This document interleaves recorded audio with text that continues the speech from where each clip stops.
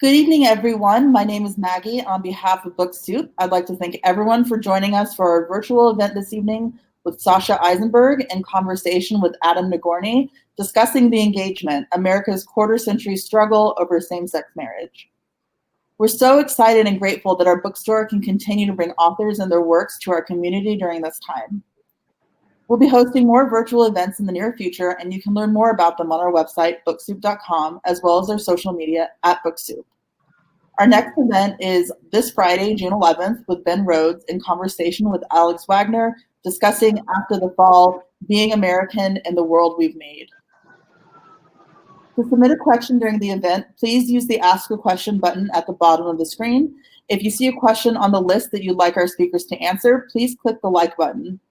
We'll try to answer as many questions as time will allow. Please do not use the sidebar chat to ask a question. Support our bookstore and our authors and purchase a copy of tonight's featured book. Just click on the green purchase button that reads The Engagement directly below the viewer's screen. Also note, it says pre-order. The book is actually in stock on our shelves and it's signed, so it should say order. So if you order one of our books, you will receive a signed book. The link will redirect you to our website where you can continue our checkout process. We're selling digital audiobooks and ebooks through Libro.fm and Kobo for those who are interested. So now a little more about Sasha. Sasha is the author of 3 previous books on topics ranging from global sushi business to medical tourism and the science of political campaigns. He's covered the 2008 election as a national political reporter in the Washington Bureau of the Boston Globe, the 2012 election for Slate, the 2016 election for Bloomberg Politics and Business Week, and the 2020 for The Recount. He's the Washington correspondent for The Monocle and has also written for New York Magazine. And George, where he served as a contributing editor. He served as a contributing editor. He teaches political science at the department at UCLA.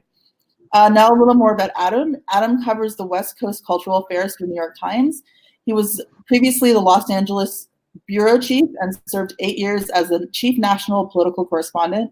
He covered the 2020 presidential race for the New York Times, and he's the co-author for Out for Good, a history of modern gay rights movement. And without further ado, I'm going to turn the camera over to Sasha and Adam. Enjoy the presentation. Thank you. Thanks, Maggie. Thanks, Maggie. Appreciate it. Sasha, thanks for being here. How you doing? Thanks, Adam. I'm looking forward to this conversation. Why don't we just start at the beginning? Talk to us a little bit about how this book came to be. I know that you were working on it for almost a decade. Where did the idea come from? How did it come out? How did it sort of evolve for you? Yeah. So in 2011, I was working on this book, The Victory Lab, about political campaigns. And I was spending a lot of time talking to pollsters or people who dealt with political opinion in some form or another. And they would repeatedly make a version of the same observation to me, which is that they had not seen movement on a single issue like they had seen on same-sex marriage. And nobody had a really good explanation for why.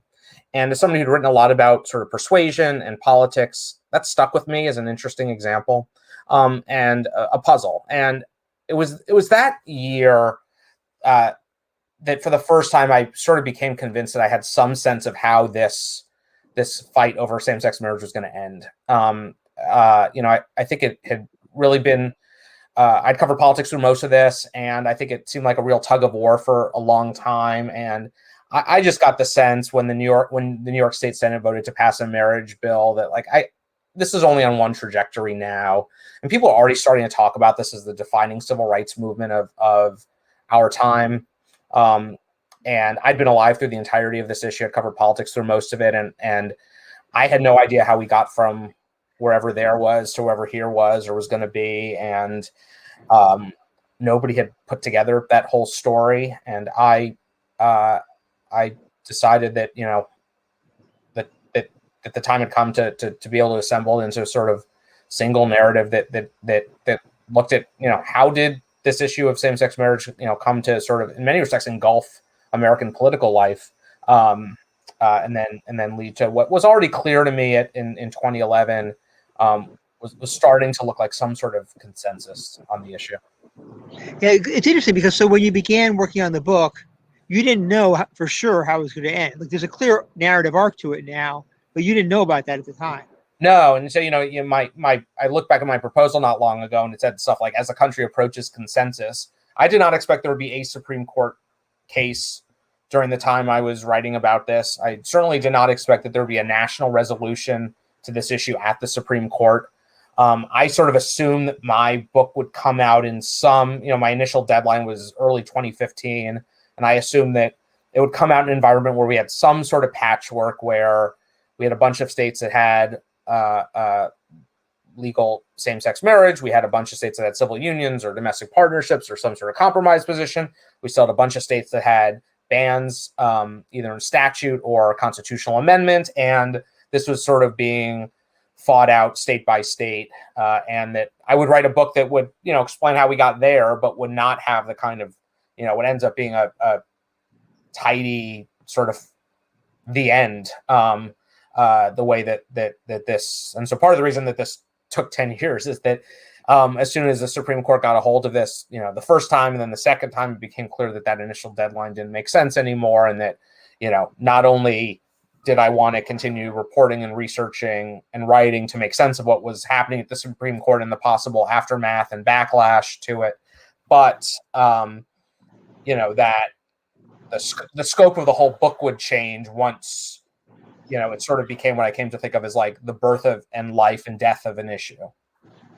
And then again, just for perspective here, by the time you started, had Obama come out and endorse gay marriage? Because that was obviously a key. Yeah, so I had the idea in 2011, and okay. And my initial plan had been I was covering the 2012 campaign. I'd never written anything really about this issue. I didn't know anything. I didn't have sources. Mm-hmm. I was conscious of being somebody who was sort of new to writing about a big, complex, thorny issue. And my initial plan had been, I'm going to wait till after November 2012 when I'm done with election coverage and take a few months to really dig into this history and write a learned proposal about it.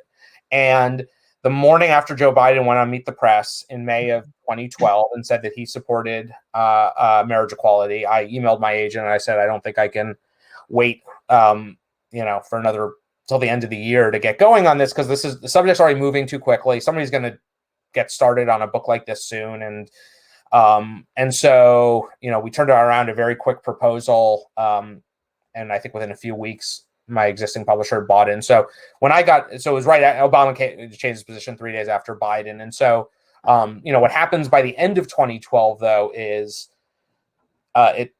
marriage is on the ballot in 4 states in 2012. Up until this point, it has been defeated in every one of the, I think, 35 states where it had been on the ballot. It sweeps all 4. It's a very clear reflection of the fact that the majorities that we see in polling at that point are actually going to be reflected in political gains. And then a month later, the Supreme Court says that it's going to hear 2 lawsuits, the Prop 8 challenge and the Windsor case about the Defense of Marriage Act.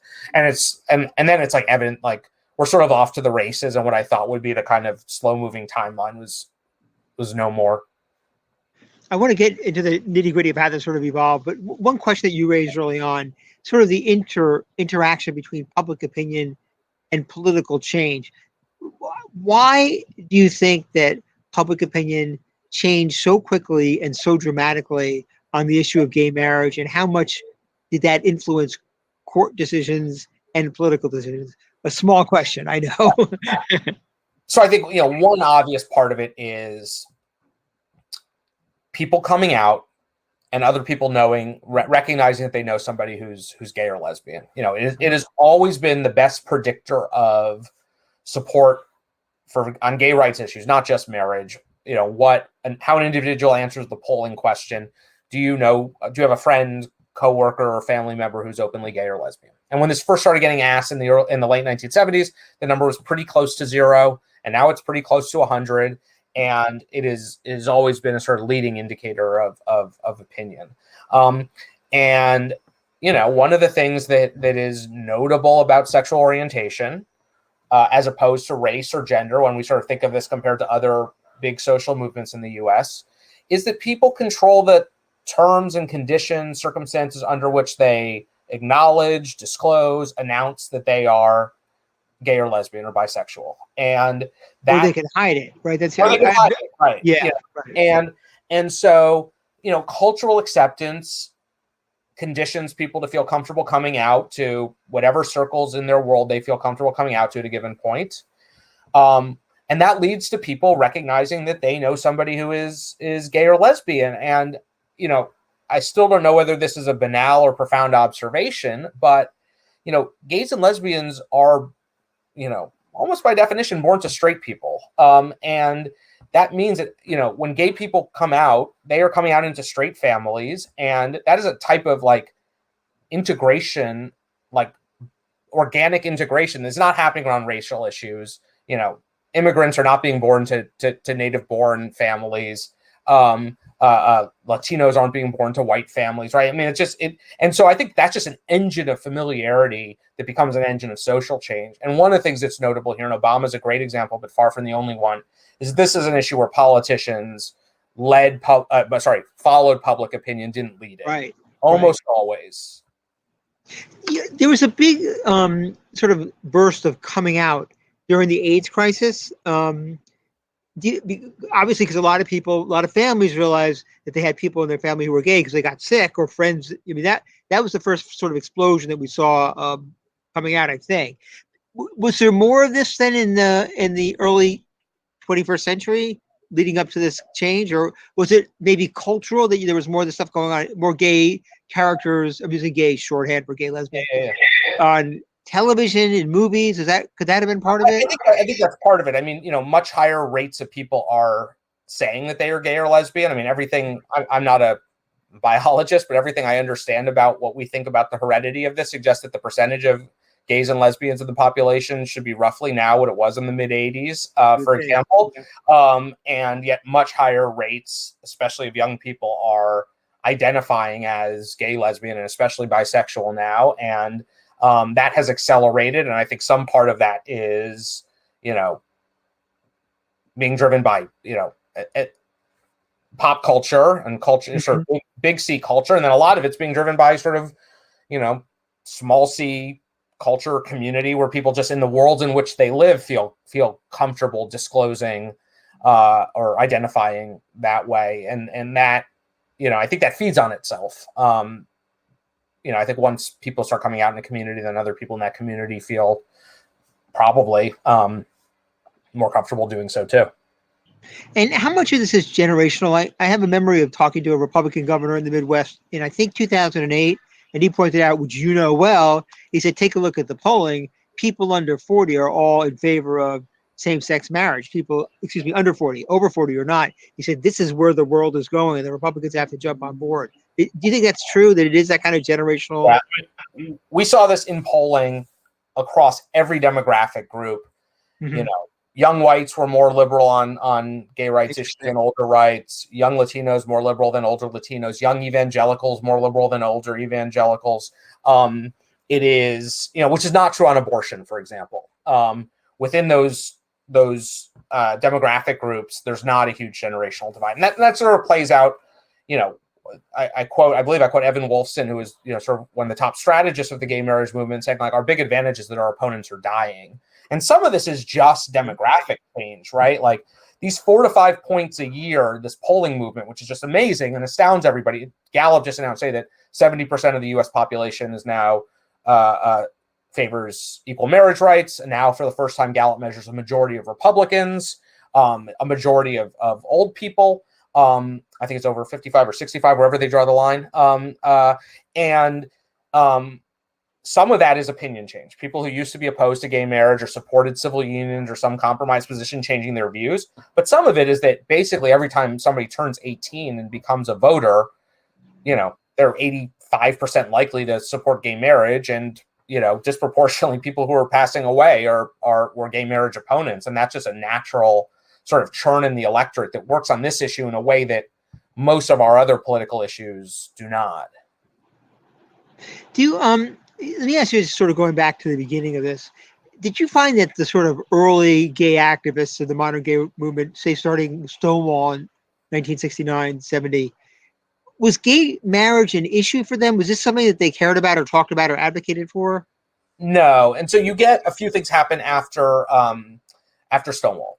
You get this sort of explosion of, the Advocate called it the gay marriage boom in the early 70s. A handful of sort of individual plaintiffs, often acting on their own, without the support of any civil rights organizations, often without working with real litigators on their behalf, sue sort of impulsively for marriage rights. And I think it's just kind of like a blossoming of enthusiasm for like, let's do everything as gay activists. But like, there's nobody coordinating this. And every one of these cases basically peters out in federal or state court. And by 1975, this gay marriage boom is over, in part because the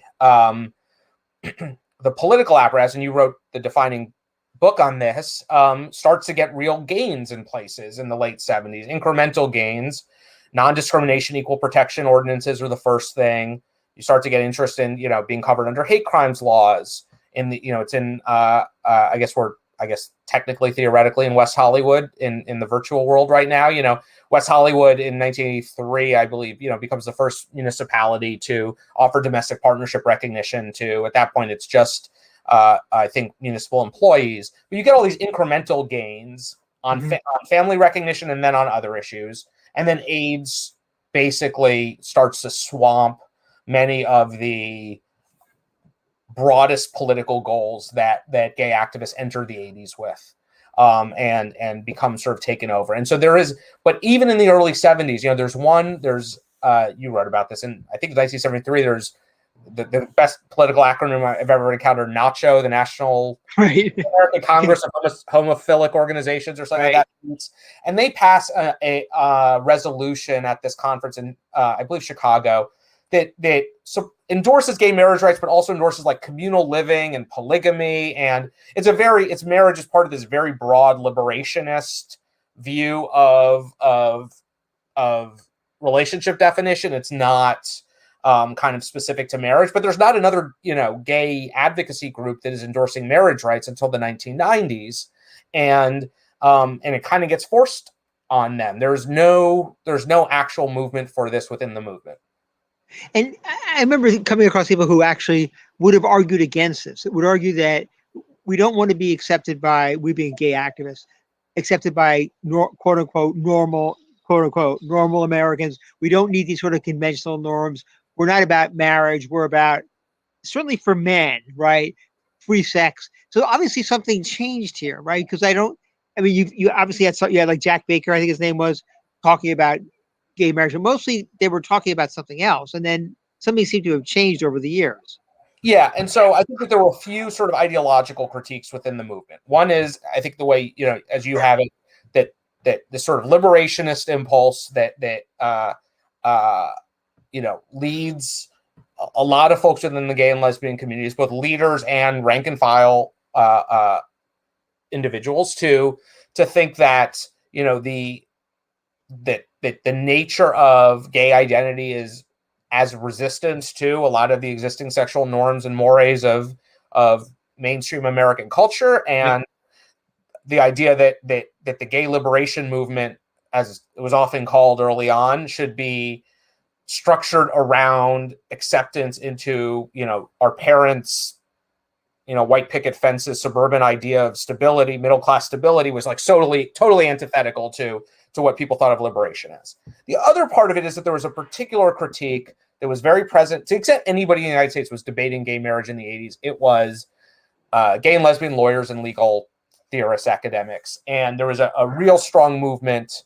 A lot of the people who did gay and lesbian, basically everybody who did gay and lesbian family law in the 1980s were women, representing female clients, mostly women who had been in heterosexual marriages, had children or a child, and come out of the closet, get divorced, and then have to fight in court for access to their own biological children.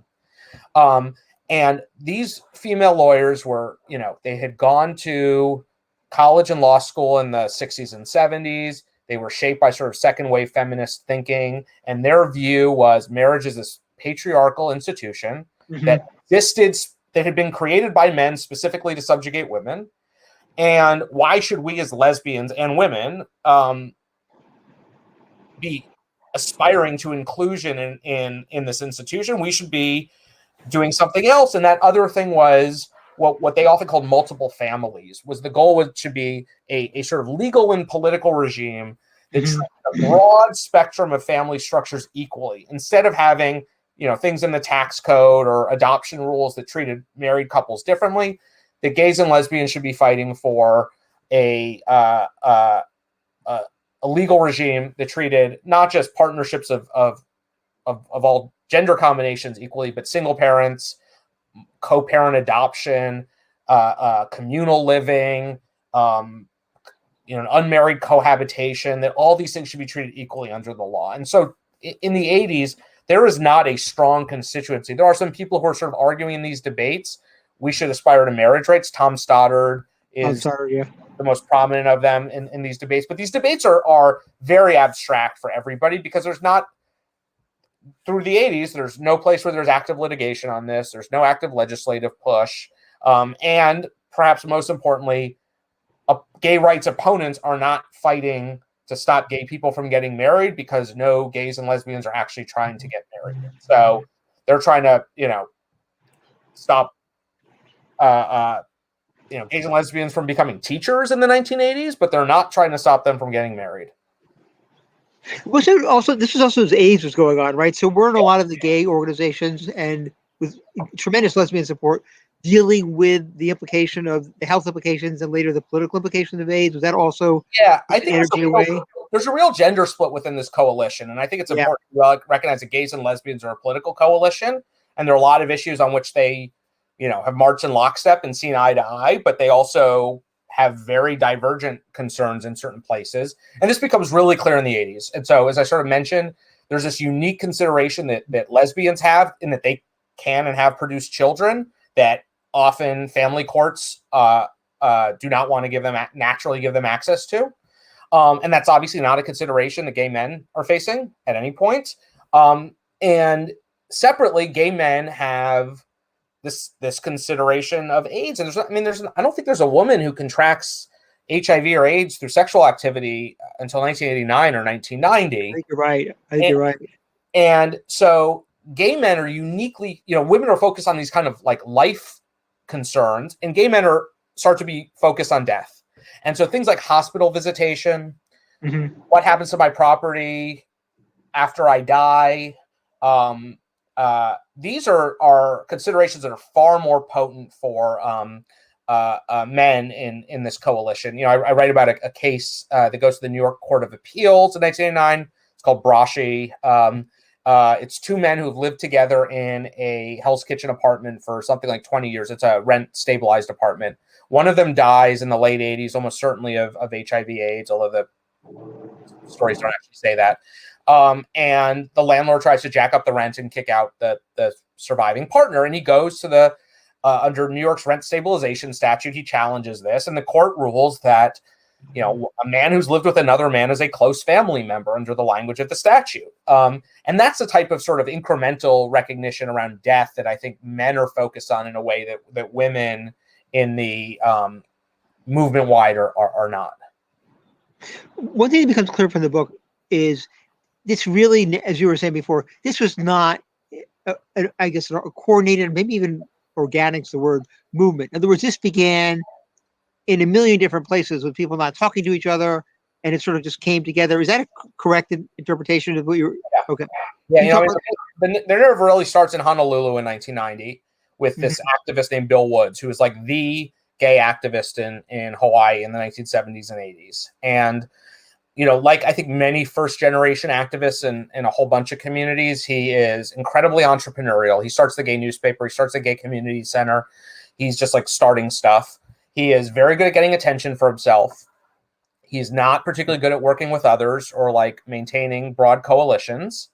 And I know the type. Yeah, I mean, this is not unique to him. I mean, like force of nature in every way, good and bad, right?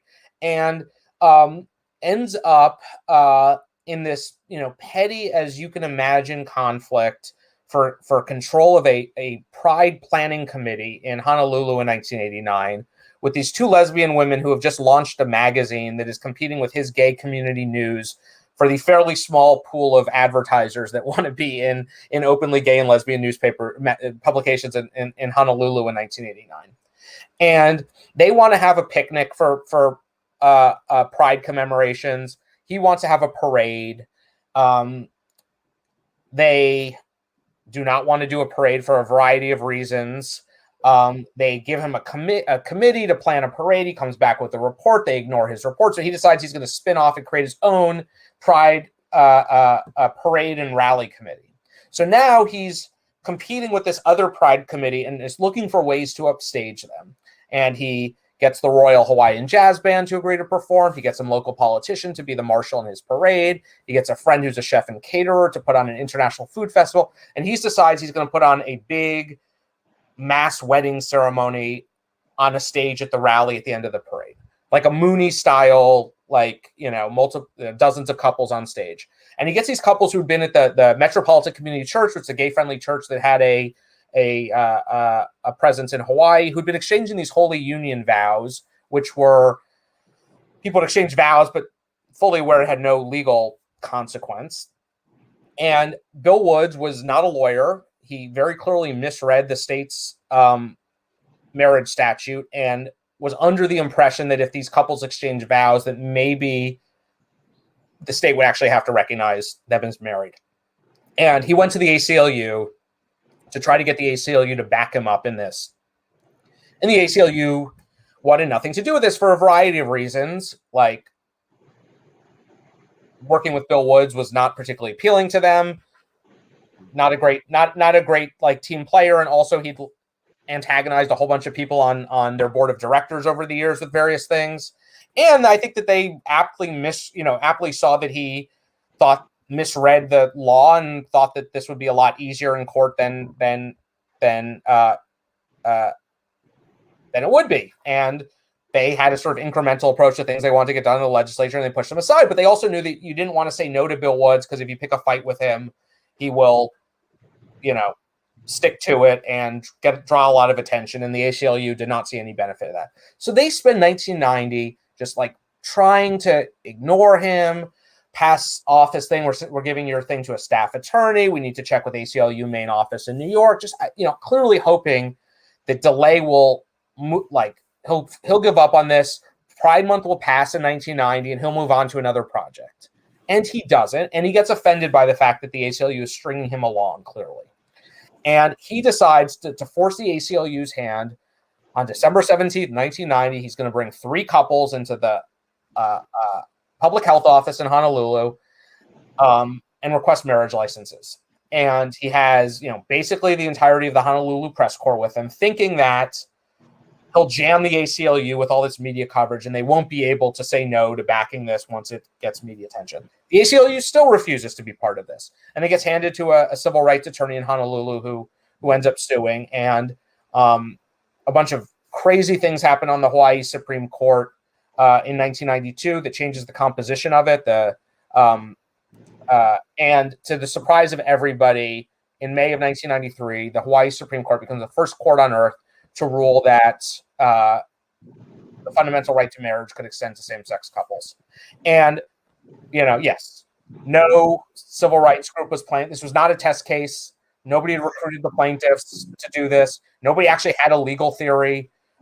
This had no support from not just the ACLU, but any of the, gay and lesbian legal organizations anywhere in the United States. It happened by accident. There was a bunch of, orders were parochial, they were petty, they were highly personal, and it wouldn't have happened if there hadn't been a kind of gadfly like Bill Woods, who was sort of willing to, sort of push this into existence. And but he never thought of this as anything more really than a PR stunt when he did it. And then can you talk a little bit about how it sort of expanded from Hawaii? I think, as you said, it got a lot of coverage in the gay press here. But how did it sort of expand to become a political issue or a legal issue here? Yeah, so it gets coverage, but less the gay press, right? Not the straight, as I recall. What you said. The New York Times and the LA Times write about this decision. I do think that if this had taken place anywhere in the lower 48 states, that the sort of momentous quality of this decision in May of 93 would have been, people would have grokked to it much more quickly than they ended up doing. I think this is bizarre. It's 1993. Like, there are phones and fax machines and stuff, but still, like, the fact that it took place in Hawaii meant that it was I know you jump at any opportunity for a Honolulu Dateline. I do. We do. But I think mainland press were slow to pick up on it, and I think importantly, there was not a kind of conventional religious right presence in Hawaii. There was in almost every other state in the Union. Hawaii is, the only state to be majority non-Christian. There was not a big evangelical presence there, and I think that local activists, weren't in a position to raise the alarm they would have if another state court had done this. So I think it takes a while for the magnitude of this to be fully appreciated on the mainland. The first institution on the mainland to really understand the consequences of this decision in Hawaii is the Church of Jesus Christ of Latter-day Saints. And I recount, how church leadership in Salt Lake City kind of picks up on this and what it means, both in Utah, around the United States, and in Hawaii. And some of the reason for that is that the Mormons have a sort of historical footprint in Hawaii going back to missionary work that they did in the Pacific, starting in the late 19th century. They're big landowners there. And so they, the church does a couple of things. One, they want a lawyer close to the church drafts, and the Utah legislature passes the first bill.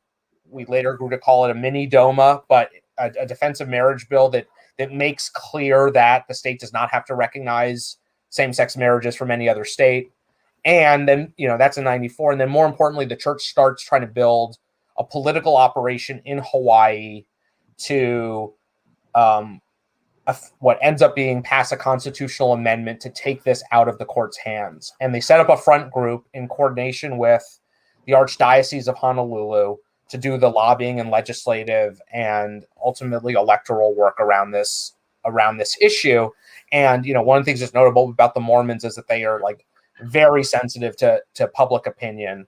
They are, they're in a position to invest significant resources, money, manpower, expertise in politics, but they also are very sensitive to the idea that they are viewed skeptically by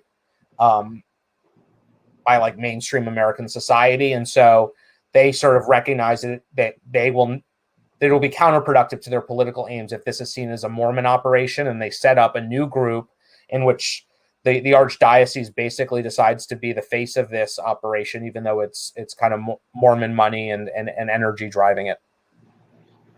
And so this is taking place in 1993? No, so this is sort of 95. This Mormon Catholic Alliance in Hawaii kicks into gear. And that starts to awaken mainland evangelical fundamentalist networks to what's happening in Hawaii. And basically, what the Hawaii Supreme Court has done is kick it back to trial court. But everybody who looks at this says the state is highly unlikely to prevail at trial court, given the orders that they have received from the state Supreme Court. And that means that you are one trial court judge in Hawaii for marrying same-sex couples. And, at that point, either Hawaii couples will go fly to, Illinois or Alabama or wherever, or couples will fly from Missouri to Hawaii and get married and come back to Missouri and say, treat us as married. And all of a sudden, this is going to be a crisis for every other government in the United States. And so states like starting with Utah, pass laws saying we're not going to recognize these marriages. And then Congress in 1996 ends up passing a federal law that goes even farther. Let's move this a little bit to Washington. Talk about how Clinton, Bill Clinton, sort of fit into this. Because in 92, he runs a campaign for president where he's pretty open and appealing for gay votes in a way that has rarely been done before, I think, right? Yeah. But then he does Don't Ask, Don't Tell. It's not directly relevant to your book. But then he leads to DOMA. There's obviously a direct line, as you say, between what was going on in Hawaii and Clinton endorsing DOMA. Why did he do that? And did you think he needed to do that politically? Yeah. So, he runs in 92 and he says that he is going to drop all the prohibitions on gays and lesbians serving in the federal government, including the military. Does the first fundraiser not far from where Book Soup is. It's a gay fundraiser for a presidential nominee. Is seen as Palace, right? Sorry? At the Palace Theater, right? Yes, that's right. Yeah. Is seen as the first sort of pro-gay, unapologetically pro-gay candidate. Says the word gay in his convention speech. Mm-hmm. But he doesn't actually say anything about marriage because there's barely a politician in America who's being asked about marriage in 1991, 92. There's one questionnaire, there's one written interview where Reader's Digest asks him his opinion, and the answer is fascinating. It's 3 sentences. It says, would you support a law allowing gay and lesbians to marry? And he says, no, I wouldn't support a law. Well, it's like, to the extent that there was anything moving on this in the United States, it was a lawsuit. Like, nobody was talking about passing. I mean, we don't have a law that does this until 2009 in the United States. And so he comes in without any, marriage is just not one of the sort of issues on the gay rights agenda. Integrating the military is, and then, in that transition, he sort of bumbles how he handles it, and what becomes Don't Ask, Don't Tell comes to in many ways dominate the first year of his presidency, not just on the gay rights front, but entirely in his dealings with Congress and his dealings with the Pentagon. And it, I think it basically scars a lot of folks in the Clinton White House to start to think that gay issues are toxic in a way that they don't think about other sort of lefty coalition issues. And, I think there's sort of a version of PTSD from Don't Ask, Don't Tell that informs a lot of the way that the administration sees these issues. And it's a lot of just like, we are staying away from gay and lesbian stuff, certainly through this first term. And so DOMA emerges in May of 1996. It comes together pretty quickly on Capitol Hill. The Clinton White House doesn't have a lot of advance warning that Republicans are going to introduce this. And the bill has two provisions in it. One, it says to states, you don't have to recognize other states' same-sex marriages, which they probably didn't have to do anyway as a constitutional matter, but it makes that clear. And then the other thing is it says that under federal law, marriage shall only be between a man and a woman.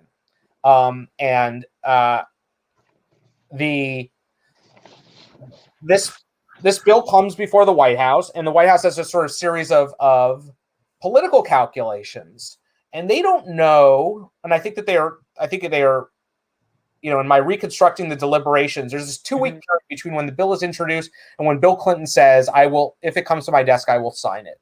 And there are the deliberations during this time are driven by a real doubt as to what this bill is about. First of all, is this actually going to come up for a vote? We're in May of a presidential election year. Congress goes on recess for a significant part of an election year.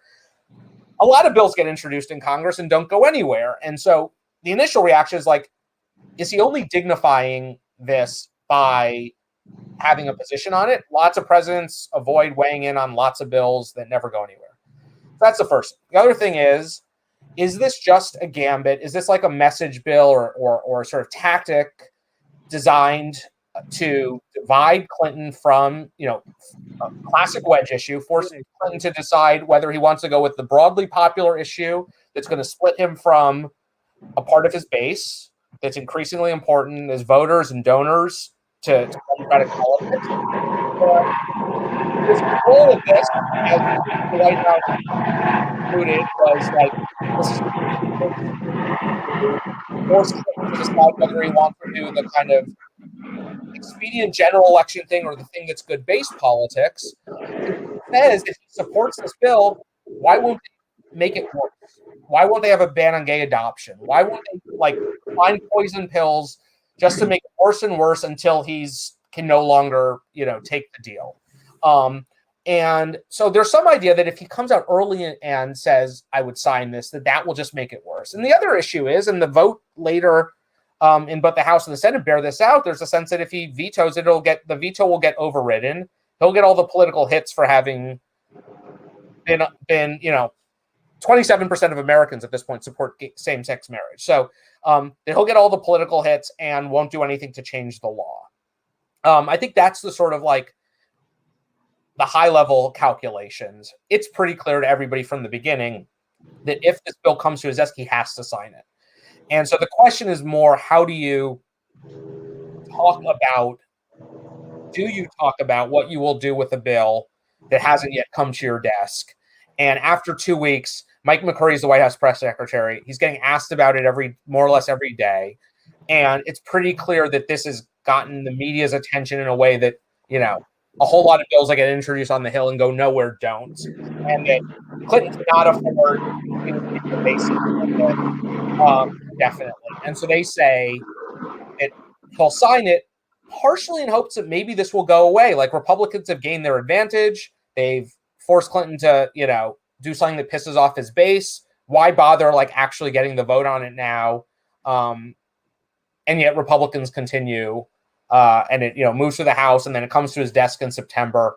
And famously, he signs it after midnight, which then sort of leads to in private, no cameras, to at the same time that he is signing a bill and saying that he thinks it's unfair and mean-spirited, which leads to sort of I think classic charges of Clintonian hypocrisy or wanting it both ways. That sort of linger over that his signature of the bill, and part of Clinton's rationale, which is accurate at the time, is that no couples are immediately harmed by this. The nature of the part of the bill that just covers federal recognition only concerns couples that have, in theory, been legally married in a state and would want to have that marriage recognized under federal law. And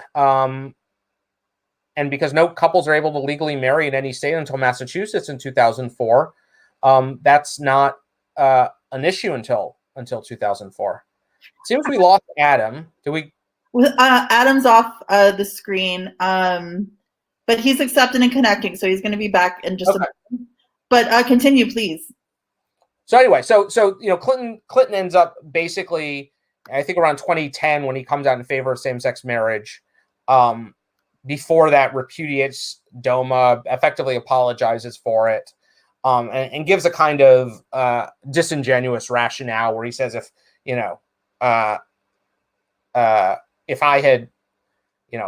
hadn't signed it, they would have come up with something worse, like a constitutional amendment, and there was nobody who was talking about a constitutional amendment to ban same-sex marriage in 1996. That's just sort of ahistorical on his part. Do we have Adam, or do you want to take a question from the audience? Let's see. If you have any questions, please put them in the Ask a Question button at the bottom of the screen. I'm personally interested in how you got involved with this information in the beginning, because I know you have such a diverse background of things you've written about, including sushi, and so what brought you to this point of writing this book? Yeah, I mean, so it was those sort of twin curiosities, people saying that public opinion had never moved as fast, and me sort of looking at this issue where we'd already started to talk about this in broad generational terms as a big civil rights movement, and not having, I started reading when I was in high school and college, a lot of big books that were written mostly by journalists in the late 1970s about the aspects of the civil rights movement, and the sort of first, second version of history on a lot of those things was written by journalists, 10, 15 years after the Civil Rights Act had been signed, Voting Rights Act had been signed. And it seemed to me we were at a similar point where we had enough perspective on a lot of this stuff, but nobody had ever sort of synthesized it into a single narrative. And that's what sort of set me off on this. Adam back with less scenic surroundings. Sorry about that. My computer battery decided to go dead right then. I know you were talking about Clinton. Do you mind if I also ask you a little bit about Bush 41? Excuse me, Bush 43. Yeah. In the book, you write about the sort of extent that the right felt disappointed. Let's back up a little bit. Bush uses, talk about how Bush uses some of these gay right initiatives to try to rally the right. Can you talk a little bit about that during the 2004 campaign?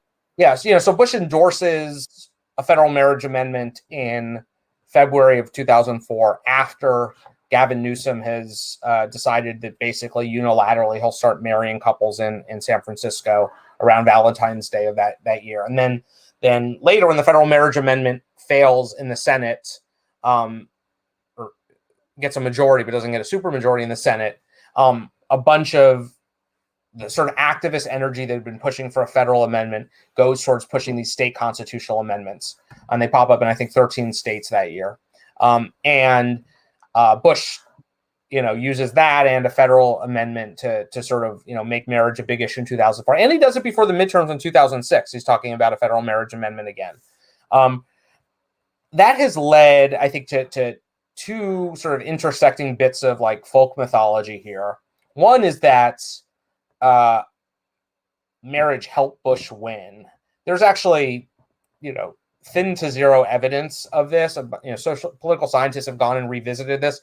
A lot of this is based on like one exit poll result from Ohio that showed that 18% of Africans in Ohio voted for Bush. Mm-hmm. And there's a lot of reason survey researchers have gone back to question that finding. The other part of it is the kind of, mythology, which has been sort of propagated by people on the left and the right, that this was Karl Rove's genius to go out and put these on state ballots across the country in 2004 to help Bush.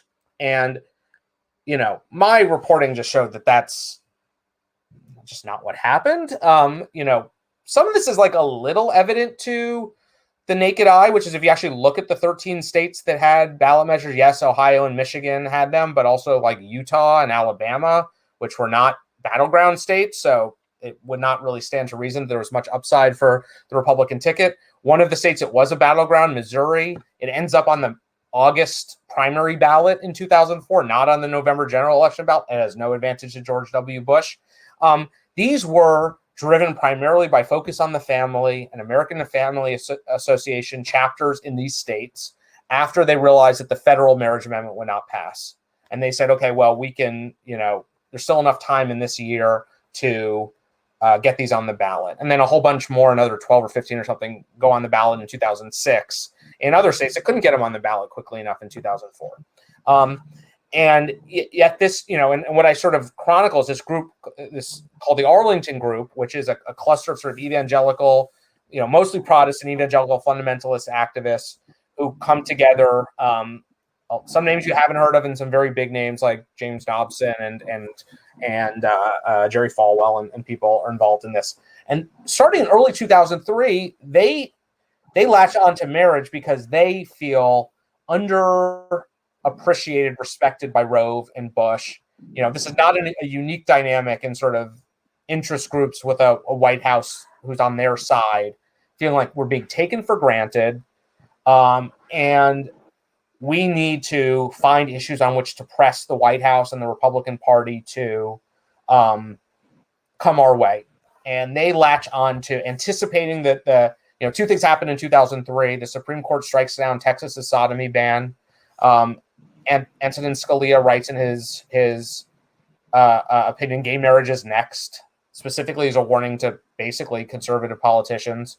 And that fall, the Massachusetts court makes Massachusetts the first state that's going to marry gay and lesbian couples. And so that they start these deliberations in early 2003. I reconstruct these meetings with the idea of like, we need to find something to press the Bush White House on. What should it be? And they're talking about, is there more we can do on abortion? They're upset, like Dolly, the sheep that got cloned. They're wondering, should we have an anti-cloning law?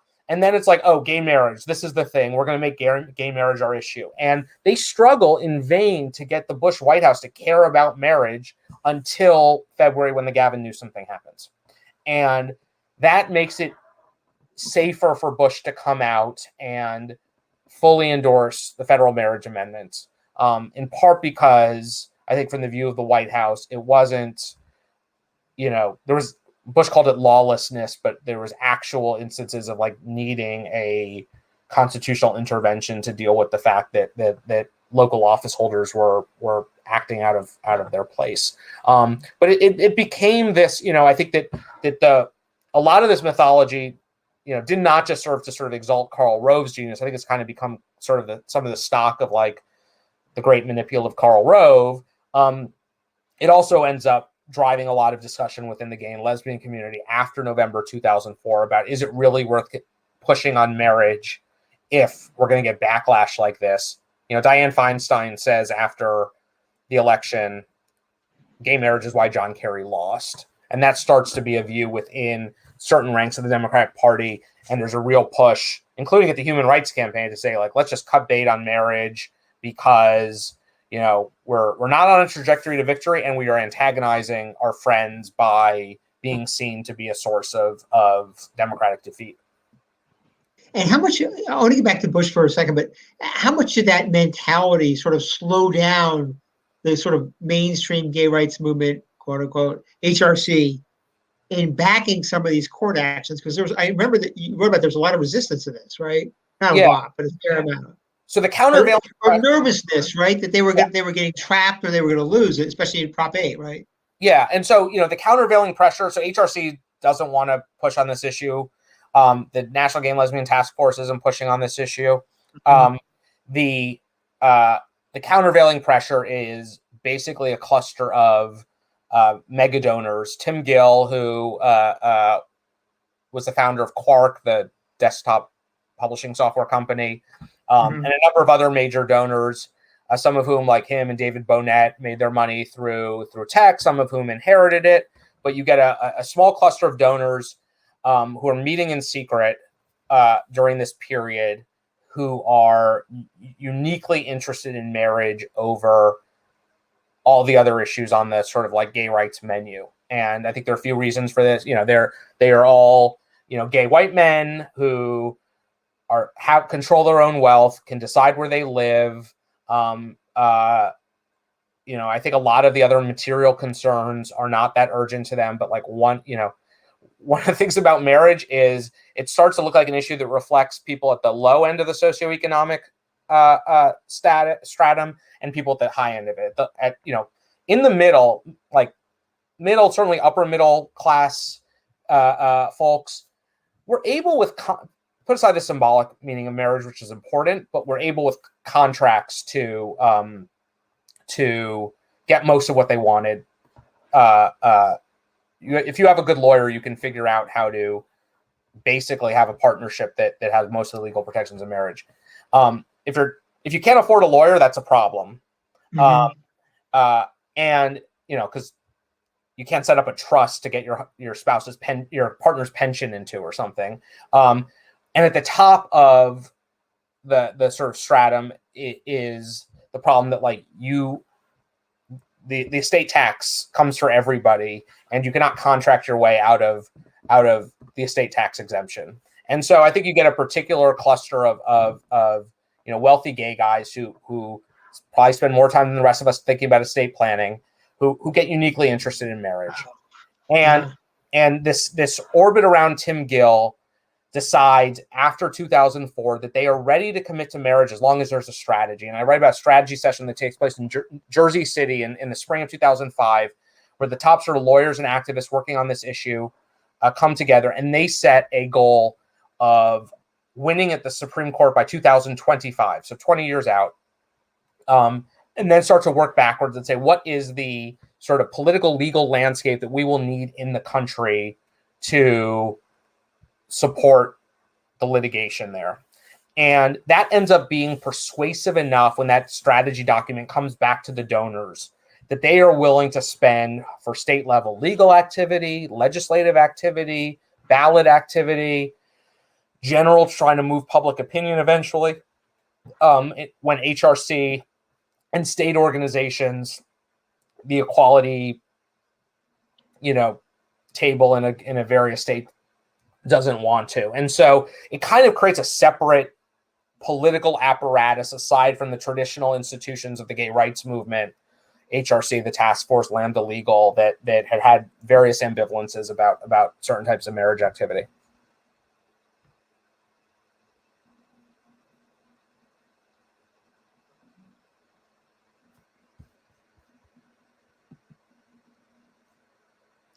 Should we do a question or from the audience? Let's see. Yeah. So Rich asks, what is your feeling about the perception in the gay community that Prop 8 passed in California because African Americans came out to vote for Obama against marriage equality? It's a good question. Yeah. I do cover this. I think that there was a big effort in certain parts of the gay rights community to avoid the perception that gays and lesbians were being pitted against African Americans. Certainly in the wake of Prop 8. I think within the Democratic coalition, African Americans had been a sort of point of resistance in certain places on marriage. I spent a lot of time looking at Obama's evolution on this issue because I think he's a very good, not just because he proves to be influential on it in a number of ways, but because you sort of get a lens into how the Democratic Party politics on this changed over the years. And Obama had this, in tracking his position on marriage, you have a very good sense of sort of where the center point of different Democratic coalitions was. In 1996, he's running for the state Senate from a liberal Hyde Park district in Chicago around the University of Chicago. He says he supports gay marriage. He later disowns the staffer who he says filled out the questionnaire, but says that he would support a gay marriage law in the state legislature. By 2000, he is running in a largely black South Side district for the U.S. Congress against an incumbent. This is the period in his life where Obama starts to talk more about sort of church going. And at this point, he's a gay marriage opponent. But and what happens in 2000 is Vermont creates the institution of civil unions. And by the time Obama's running statewide in Illinois, which outside of Chicago is a fairly socially conservative place, he has the position that he opposes changing marriage laws because it goes against his Christian values, but that he thinks he supports civil unions because he thinks that gay and lesbian couples should have all the rights and benefits of straight couples. And this is the mainstream Democratic position for every ambitious national politician in the 2000s. John Kerry, Hillary Clinton, Barack Obama, John Edwards, everybody has the civil unions good, marriage bad.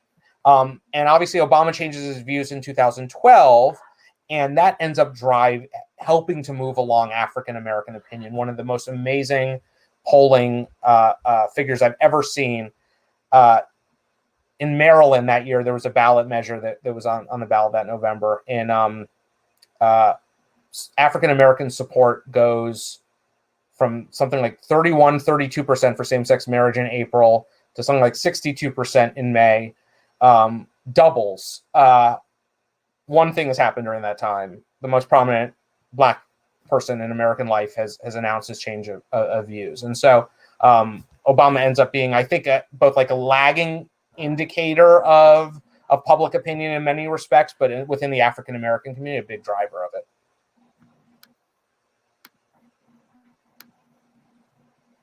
Wonderful. Well, thank you both.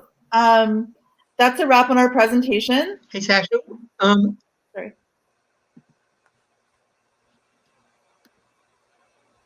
Adam, Maggie? Hey, I have one more question. Can you hear me? Uh-huh. I can hear you. Yes.